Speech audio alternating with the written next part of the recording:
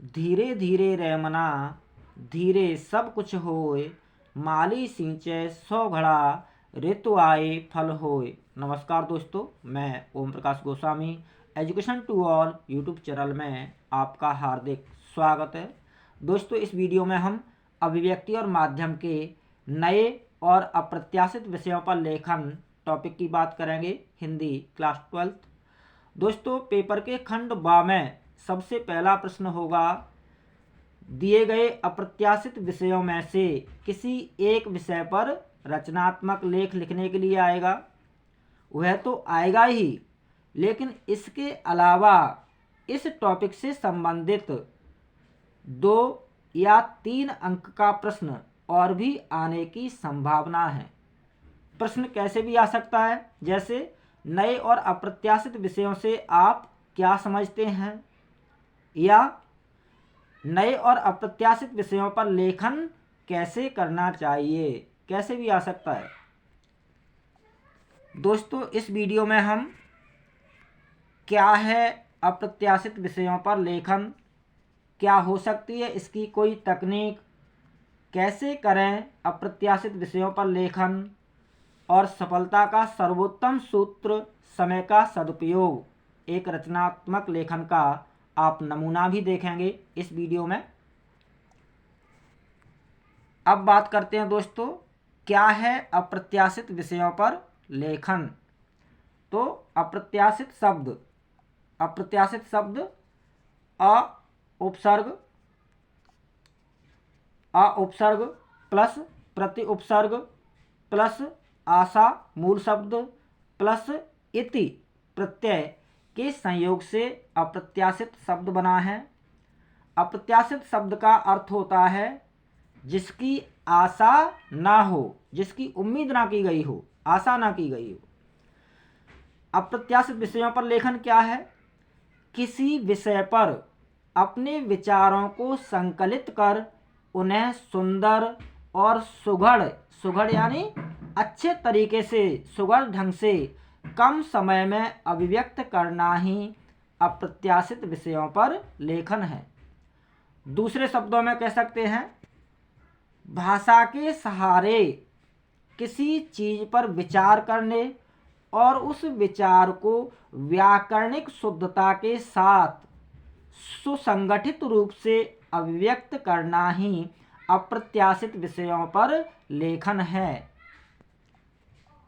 अब बात करते हैं दोस्तों, क्या हो सकती है इसकी कोई तकनीक।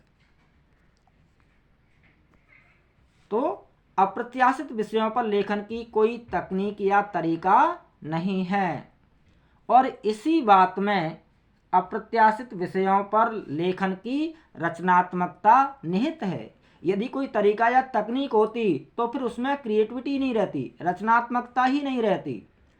तो इस विषय की रचनात्मकता किस बात में है कि इसका कोई तरीका नहीं है, तकनीक नहीं है, इसलिए यह रचनात्मक है, क्रिएटिव है।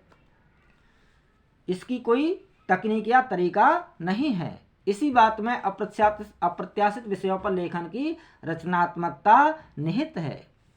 विषय के अनुरूप स्वयं की सुविधा अनुसार, टॉपिक के अनुरूप स्वयं की सुविधा अनुसार विचारों को सुसंगत, सुव्यवस्थित एवं सुगठित रूप से प्रस्तुत करना ही सबसे उत्तम तरीका है। अब बात करते हैं दोस्तों, कैसे करें अप्रत्याशित विषयों पर लेखन, यानी अप्रत्याशित विषय जो आएंगे आपके एग्जाम में, 3 या 4 टॉपिक आएंगे, जिनमें से किसी एक टॉपिक पर आपको रचनात्मक लेख लिखना होगा, जो कि 5 या 6 मार्क्स का प्रश्न होगा। तो अप्रत्याशित विषयों पर लेखन कैसे करना चाहिए, क्या करना चाहिए जिससे कि अच्छे से अच्छे मार्क्स, पूरे में से पूरे अंक आ जाए। तो सबसे पहला बिंदु आप देख सकते हैं, बंधन रहित खुले मैदान की तरह लेखन करें। यानी रचनात्मक लेखन में, अप्रत्याशित विषयों पर रचनात्मक लेखन में किसी तरह की कोई बंदिश नहीं है, कोई बंधन नहीं है। आप जैसा लिखना चाहते हैं, जिस तरह से लिखना चाहते हैं, जैसे लिखना चाहते हैं, जिस तरह से लिखना चाहते हैं, अपनी सुविधा अनुसार, अपनी रुचि के अनुसार खुलकर लिखें। तो बंधन रहित खुले मैदान की तरह लेखन करें। दूसरा बिंदु आप देख सकते हैं, संबंधित विषय पर 2-3 मिनट चिंतन मनन करें। प्रदत्त विषय, जो भी विषय प्रश्न पत्र में, पेपर में दिए गए हैं रचनात्मक लेखन लिखने के लिए, उनमें से आप जिस टॉपिक पर रचनात्मक लेख लिखना चाहते हैं उस टॉपिक पर 2 या 3 मिनट सोचें, विचार करें, चिंतन मनन करें लिखने से पहले टॉपिक के बारे में। अपनी सुविधा एवं विषय की मांग के अनुसार लिखें।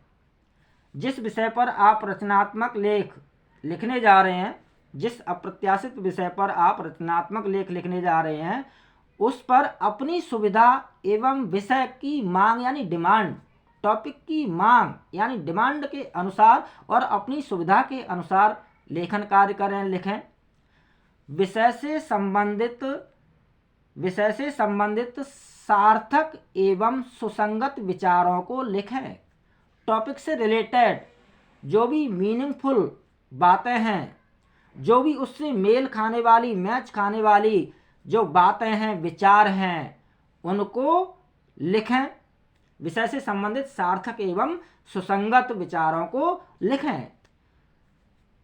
अगला बिंदु, आकर्षक सी शुरुआत करें, यानी आपकी स्टार्टिंग अट्रैक्टिव हो, आकर्षक हो, एग्जामिनर को प्रभावित करने वाली हो, ऐसी सुंदर सी आकर्षक सी शुरुआत करें।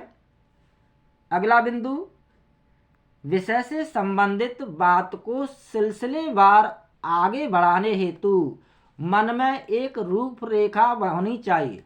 विषय से संबंधित बात को सिलसिलेवार आगे बढ़ाने के लिए, आगे बढ़ाने हेतु आपके मन में एक रूपरेखा होनी चाहिए। यानी जिस विषय पर आप रचनात्मक लेख लिख रहे हैं, जिस अप्रत्याशित विषय पर आप रचनात्मक लेख लिखने जा रहे हैं, उस विषय से संबंधित टॉपिक से संबंधित आपके मन में एक ढांचा होना चाहिए, उसका एक रूपरेखा आपके मन में उसकी होनी चाहिए कि मुझे क्या पहले लिखना है, क्या बीच में लिखना है, क्या अंत में लिखना है, किस तरह से स्टार्टिंग करनी है, किस तरह से उसको पूर्ण करना है, समाप्त करना है। तो आपके जहन में, आपके मन में विषय से संबंधित, उस टॉपिक से संबंधित सिलसिलेवार उसको आगे बढ़ाने से संबंधित एक रूपरेखा आपके मन में होनी चाहिए कि मुझे कहाँ पर, कब और क्या लिखना है। अगला बिंदु, विवरण विवेचन सुसंबद्ध, सुसंगत एवं तालमेल होना चाहिए।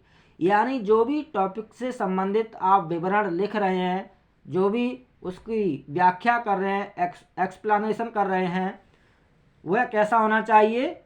जो भी आपके द्वारा उस टॉपिक पर जो विचार व्यक्त किए जा रहे हैं, जो सामग्री लिखी जा रही है, वह सुसंबद्ध होनी चाहिए, सुसंगत होनी चाहिए। यानी हर वाक्य में आपस में तालमेल होना चाहिए, हर वाक्य एक दूसरे से जुड़ा होना चाहिए। अगला बिंदु आप देख सकते हैं, व्यक्त विचारों में आत्मनिष्ठता और लेखक के व्यक्तित्व की छाप होगी, जिसे मैं शैली कहा जा सकता है।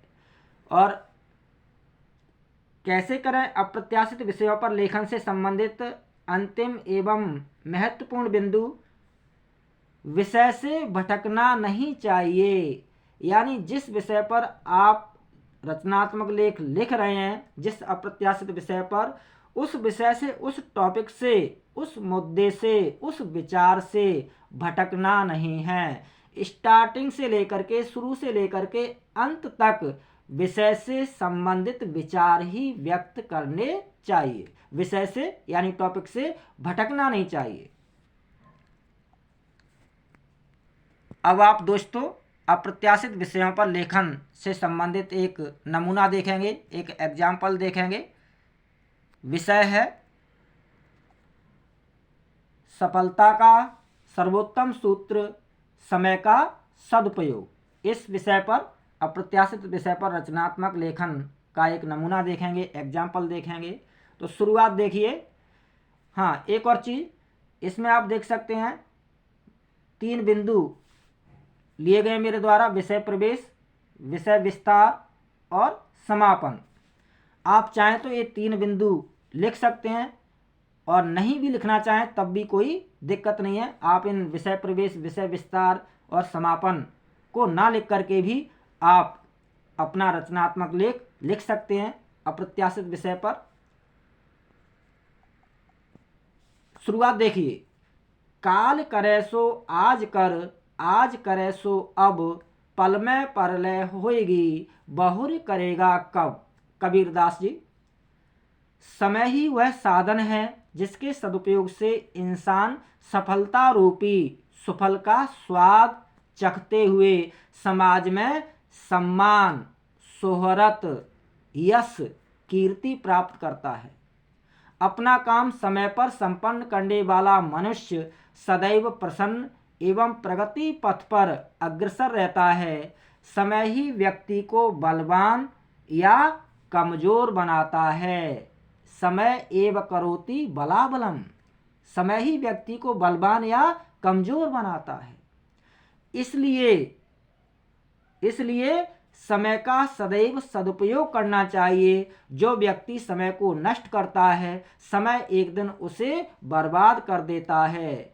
समय अमूल्य है, उसे किसी भी कीमत पर मूल्य में नहीं बांधा जा सकता। जो लोग समय के मूल्य एवं महत्ता को समझते हैं, जो लोग समय के मूल्य एवं महत्ता को समझते हैं, समय उनको आम से खास बना देता है।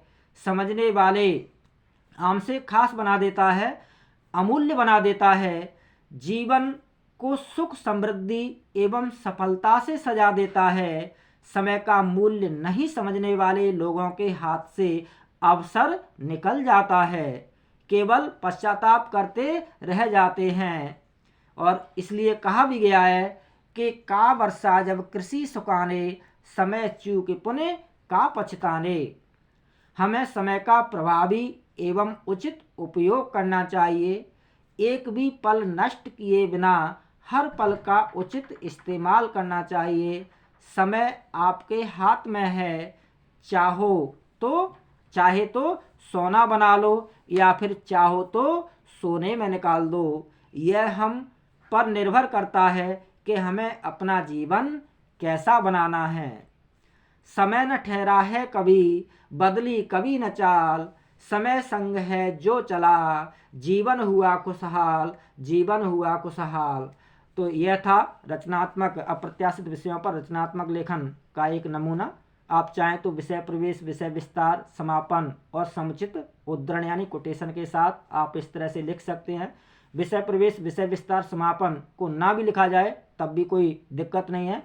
सुंदर सी शुरुआत के साथ साथ विषय से संबंधित उद्धरण लिखते हुए सुंदर तरीके से आप इस तरह, जैसा कि आपने सफलता का सर्वोत्तम सूत्र, समय का सदुपयोग विषय पर रचनात्मक लेखन का एक नमूना देखा, अप्रत्याशित विषयों पर लेखन का एक नमूना देखा। इस तरह से आप यदि लिखेंगे तो निश्चित रूप से आपके पूरे में से पूरे अंक अवश्य आएंगे, ऐसी मैं उम्मीद करता हूँ, मंगल कामना करता हूँ। बहुत बहुत धन्यवाद। सफल जीवन की मंगल कामनाएं। जय हिंद, वंदे मातरम। धन्यवाद।